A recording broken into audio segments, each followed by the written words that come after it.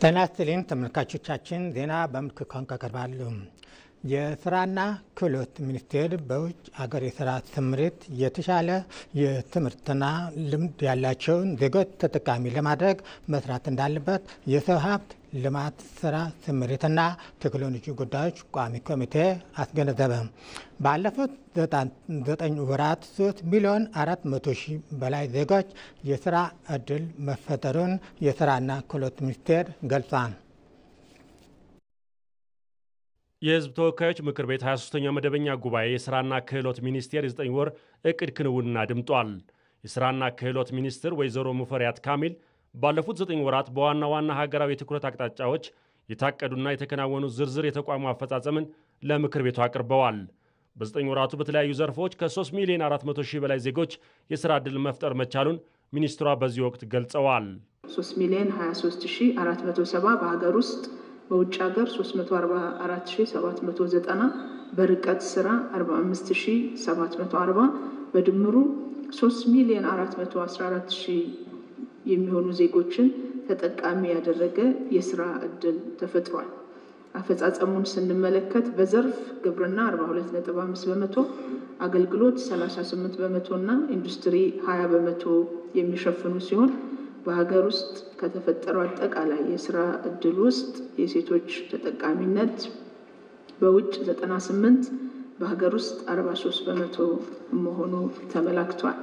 የምክር ቤቱ አባላትም የተለያዩ ጥያቄዎችን አቅርበው በሚኒስቴር መስሪያ ቤቱ ኃላፊዎች ምላሽ ተሰጥቷቸዋል።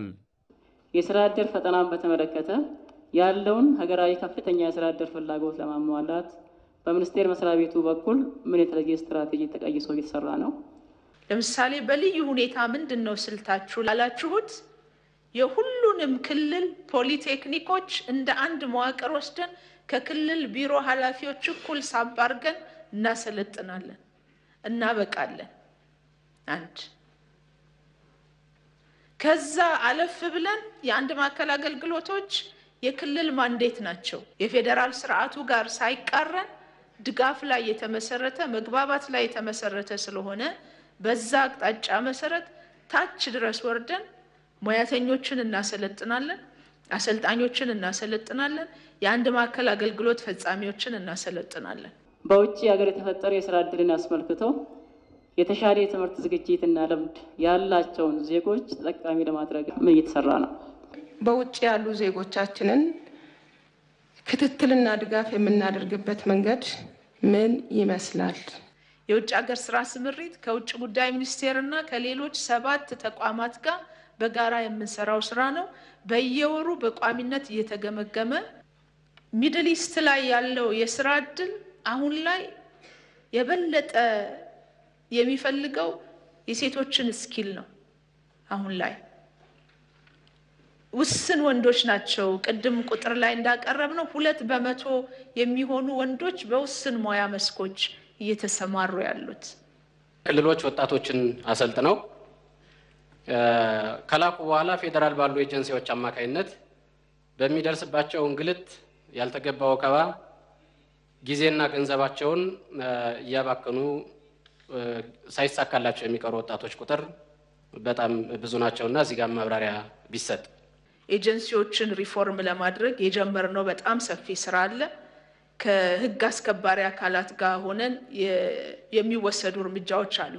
በአሰራር አልገዛ ያሉ የአሰራር ስርዓቱን የሚጥሱ አካላት ላይ ቅድም ሪፖርቴ ላይ ከ221 ኤጀንሲዎች በላይ አስተዳደራዊ እርምጃ የተወሰደባቸው አሉ። ባለፉት ጊዜያት ህጋዊ እርምጃም የተወሰደባቸው አሉ።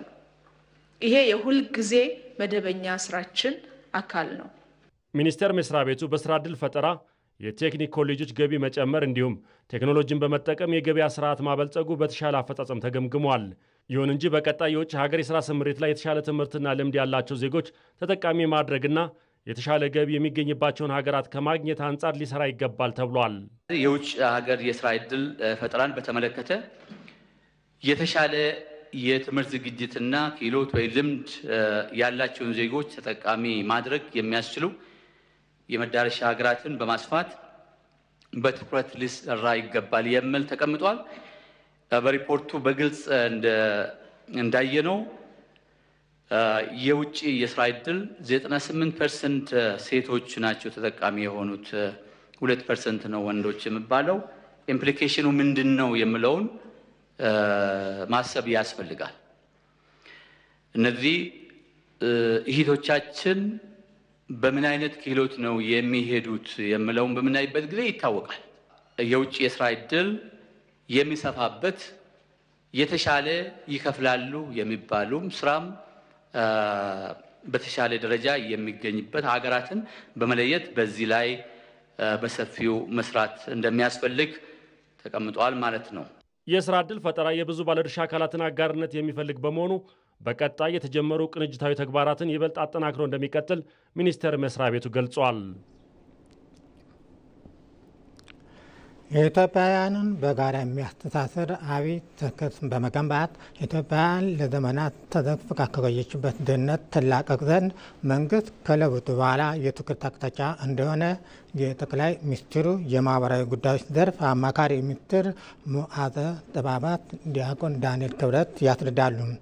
ሌላኛው ይህንን ለማስቻል መንግስት ህብረ ብሔራዊ አንድነትን ለማምጣት ላይ እየሰራም ይገኛል ብለዋል አማካሪው። ኢትዮጵያ የረጅም ዓመታት ዕድሜ የበርካታ ታሪክና ባህል እንዲሁም የተፈጥሮ ሀብት ያላት ሀገር ብትሆንም እነዚህን ጸጋዎቿን አበልጽጋ መጠቀም አለመቻሏ ለዘመናት በድህነት ውስጥ እንድትቆይ እንዳደረጋት ይነገራል።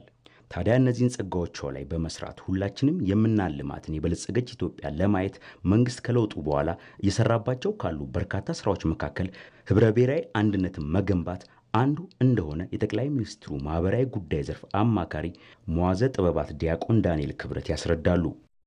አሁን የኢትዮጵያ ዋናው ጉዳይ መበልጸግ ነው። በቃ ድህነትን በነቢብ አይደለም የምናሸንፈው ወይም በሆነ መፈክር አይደለም የምናሸንፈው፣ በተግባር ምርትና ምርታማነትን በመጨመር አስተሳሰብን በመቀየር ሁለንተናዊ ብልጽግና በማምጣት ነው የሚል ተነሳሽነት ሲመጣ በደንብ በተለመደው መንገድ የተለመደውን ነገር እየሰራ ብትቀጥል የተለመደው ቦታ ላይ ነው የሚያደርሱ። ስለዚህ ሌላ መንገድ መፈለግ አለብን። ሌላ ዘመንን ቶሎ የሚቀይሩ ሀብትን ቶሎ እንድትጠቀም የሚያደርጉ አስተሳሰብን ቶሎ ቀይረህ ወደ ብልጽግና ልትሄድባቸው የምትችል ሌላ ደግሞ ነገር መፍጠር አለብን። አሁን የለውጡ አንዱ ትሩፋት የምታመጣው እዚህ ጋር ነው።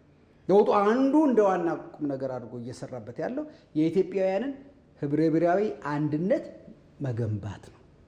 ለዘመናት ወደ ኋላ ኢትዮጵያን ካስቀራት የኋላ ቀር አስተሳሰብ በመላቀቅ ገንቢ አሰባሳቢ የጋራ ትርክት መገንባትን ሌላኛው የመንግስት ትኩረት ነው ብለዋል ዲያቆን ዳንኤል ክብረት።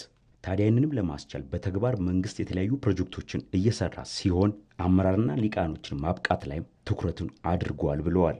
ትርክት የሚገነባው በነገራችን ላይ በአራት ጉዳዮች፣ አንዱ በተግባር በምሰራው ስራ። ለምሳሌ ምን አልኩ? ጎርጎራን፣ ሀላላ ኬላን፣ ወንጪን አነሳ። እነዚህ ተግባሮች ናቸው አይደል? ግን እነዚህ ትርክቶች ናቸው በራሳቸው። አድዋ የት እንደሆነ ሳያውቁት ከባሌ ተነስተው አድዋ ሄደው በአድዋ ጦርነት እንደሞቱት ወገኖች ብለው ብዙዎቻችን ለህዳሴው ግድብ ያዋጣ ነው። ህዳሴው ግድብ ሄደን ብቻ አይደለም ሳንሄድ በመንፈስ የዛ አካል አድርገን ለምን የጋራ አንዱ ሀገር የሚገነባው በጋራ ትውስታ ጭምር ነው። በአሁኑ ዘመን ደግሞ የጋራ ትውስታ የሚፈጥርልህ እንደ ህዳሴ ግድብ እንደዚህ እንደ ገበታ ለሸገር፣ ገበታ ለሀገር፣ ገበታ ለትውልድ አይነት ፕሮጀክቶች ናቸው። ስለዚህ አንዱ በተግባር ነው ትርክትን የምትገነባው ማለት ነው። ሁለተኛው በንግግር ነው። ንግግሮቻችን ለምሳሌ በለውጡ ዘመን የተፈጠሩ ንግግሮቻችን ሁሉ ኢትዮጵያውያንን የሚደምሩና የሚያስተሳስሩ ናቸው። አንዱ ብልጽግና እንደ ፓርቲ መንግስት እንደ መንግስት የታገለባቸው ሐሳቦች አንዱ እሱ ነው።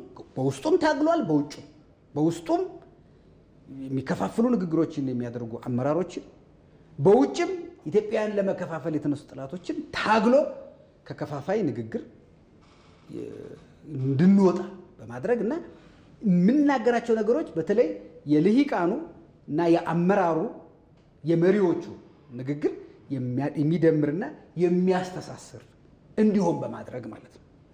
ሌላኛው የጋራ ትርክት ለመገንባት መንግስት አሰባሳቢ እሴቶችን ማጉላትና እርስ በርሳችን በሰላማዊ መንገድ በመተራረም ለትውልድ ዕዳ ሳይሆን ምንዳን ለማውረስ እየሰራ እንደሚገኝም የጠቅላይ ሚኒስትሩ የማህበራዊ ጉዳይ ዘርፍ አማካሪ ሙዓዘ ጥበባት ዲያቆን ዳንኤል ክብረት አብራርተዋል። የአማራ ክልል የባለድርሻ አካላት የምክክር አጀንዳ ማሰባሰብ ምዕራፍ ተጀምሯል። በአጀንዳ ማሰባሰብ ምዕራፍ ማጀመሪያ ላይ ንግግር ያደረጉት የኢትዮጵያ አገራዊ ምክክር ኮሚሽን ኮሚሽነር መላኩ ወልደማርያም ባለፉት ቀናት ከ263 ወረዳዎች የተውጣጡ ከ4500 በላይ ተወካዮች ያከናወናቸውን አጀንዳ ማሰባሰብ ስራዎች ስኬታማ ነበሩ ብለዋል።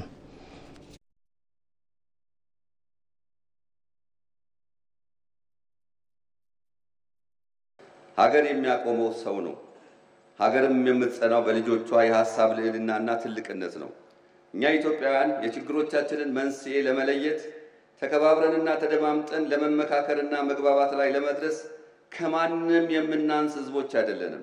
ይልቁንም ይህንን ባህል ቀድመን ለዓለም ያሳወቅነን እንጂ።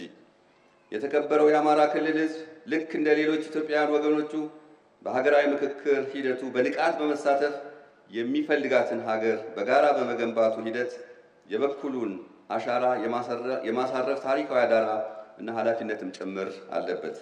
በመሆኑም በአማራ ክልል የአጀንዳ ማሰባሰብ ሁለተኛ ምዕራፍ ላይ የተገኛችሁ የተከበራችሁ ተሳታፊዎችም ይህንን እውን እንደምታደርጉት ጥርጥር የለኝም። እንዴት መተማመን ጠፍቶን በውስጣችን እንዲህ መናቆር ይኖር።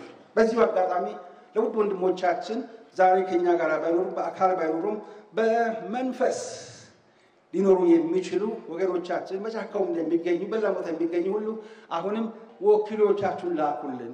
ለአማራው ክልል ካልደረሰ ለሀገራዊ ደርስልን። በታላቅ ትህትና በዚህ ታላቅ ህዝብ ስም እንለምናቸዋለን፣ እንማጠናቸዋለን፣ እንጠይቃቸዋለን። በመጨረሻም ኢቢሲ በይዘት እያደረገ ያለው ለውጥ የህዝብን ድምፅና ቅሬታ በስፋት እንዲያስተናግድ አስችሎታል ሲሉ የዓለም አቀፍ ሚዲያ ተወካዮች ገልጸዋል። የተለያዩ ዓለም አቀፍ ሚዲያዎች ከፍተኛ የስራ ኃላፊዎች ኢቢሲን ጎብኝተዋል። ዓለም አቀፍ እውቅና ያላቸው የመገናኛ ብዙሃን ከፍተኛ የስራ ኃላፊዎች ኢቢሲን ጎብኝተዋል። መቀመጫውን እንግሊዝ ያደረገው ስካይ ኒውስ፣ የፈረንሳዩ አጃንስ ፍራንስ ፕሬስ፣ መሰረቱን ካታር ያደረገው አልጀዚራ እንዲሁም በአቡዳቢ መቀመጫውን ያደረገው አላይን ሚዲያ ኢቢሲን ከጎበኙ ዓለም አቀፍ ሚዲያዎች መካከል ይጠቀሳሉ። የሚዲያዎቹ የስራ ኃላፊዎች ኢቢሲ አሁን ያለበት ደረጃ አስገራሚ ለውጥ ነው ያሉ ሲሆን ኢቢሲ ያለበት ደረጃ ኢትዮጵያን እንደ ሀገር ጎልታ እንድትታይ ያደረገ ነው ብለዋል። የኢቢሲ ስቱዲዮ ከዛሬ 10 ዓመት ጀምሮ አውቀው ነበርና የስቱዲዮውም ልዩነት የሚገናኝም አይደለም። ከቴክኖሎጂም አንጻር አብዛኞቹ ነገሮች ማኑዋል የሚሰሩ ስራዎች ይበዙ ነበረ። ዲጂታል ቴክኖሎጂ ላይ ብዙ ዲጂታል የሆኑ ነገሮች አላይም ነበር።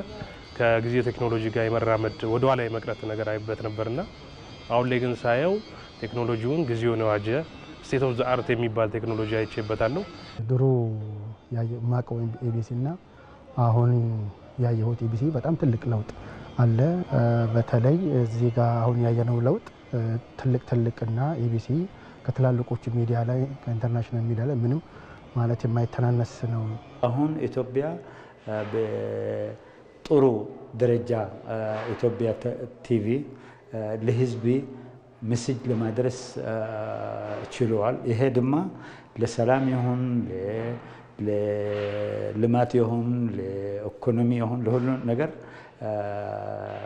ፈጣን ሜሴጅ ሊደርስ የሚችል አሁን ትልቅ ተራ የተጫወተ ነው። የሚዲያዎቹ የስራ ኃላፊዎች ኢቢሲ ከይዘት አንጻር ያደረገው ለውጥ የህዝብን ድምጽና ቅሬታ በስፋት እንዲያስተናግድ ሰፊ እድል ሰጥቶታል ብለዋል። አሁን አንዳንዶቹን ያየሁት ቅርብ ጊዜ ድሮ እንደ አይናችን ፕሮግራም የሚባሉ ድሮ ነበሩና አሁን በድጋሚ ስለታዩ ጥሩ ናቸው።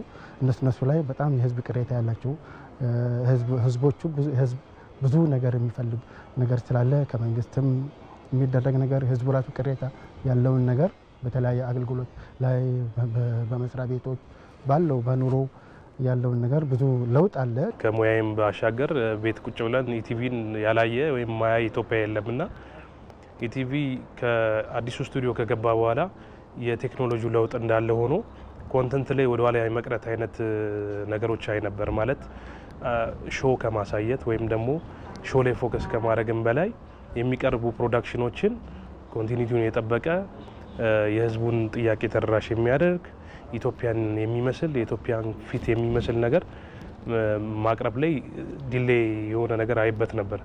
አሁን ላይ ግን ግራጁዋሊ በጊዜ ሂደት ጥሩ የሚባሉ የኮንተንት ለውጦች እያየሁበት ነው።